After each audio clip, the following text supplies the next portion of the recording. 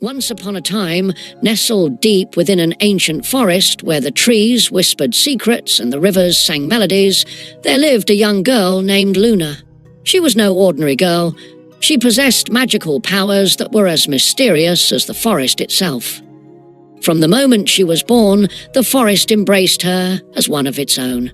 The trees seemed to bend protectively over her cradle, and the rivers would hush their currents to lull her to sleep.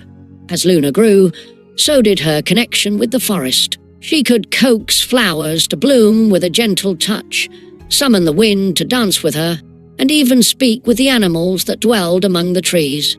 Luna's favorite spot was by a sparkling river that wound its way through the heart of the forest. The river's waters were clear as crystal, and its banks were adorned with vibrant flowers and lush moss. Here she would spend hours playing with the river otters, weaving garlands of wild flowers, and practicing her magic. One sunny afternoon, as Luna was braiding a crown of daisies, she heard a soft cry coming from the other side of the river. Curious, she crossed a narrow stone bridge to investigate. There she found a tiny fawn tangled in a thorny bush.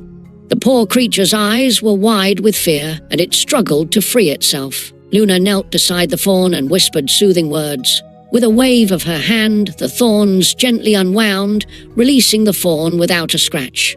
The fawn nuzzled her gratefully before bounding off into the forest. As she watched the fawn disappear, Luna noticed something peculiar.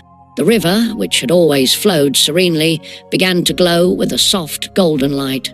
Intrigued, she stepped closer and saw an ethereal figure rising from the water. It was a water spirit with long, flowing hair and eyes that shimmered like the river itself. "Thank you, Luna," the spirit spoke, her voice like a gentle breeze. "You have shown kindness to one of my forest children, and for that I am grateful. In return, I shall grant you a gift."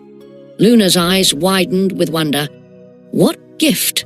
she asked, her voice barely above a whisper. The spirit smiled and reached out to touch Luna's forehead. "I grant you the power to heal," she said. "Whenever you encounter pain or suffering, your touch will bring comfort and relief."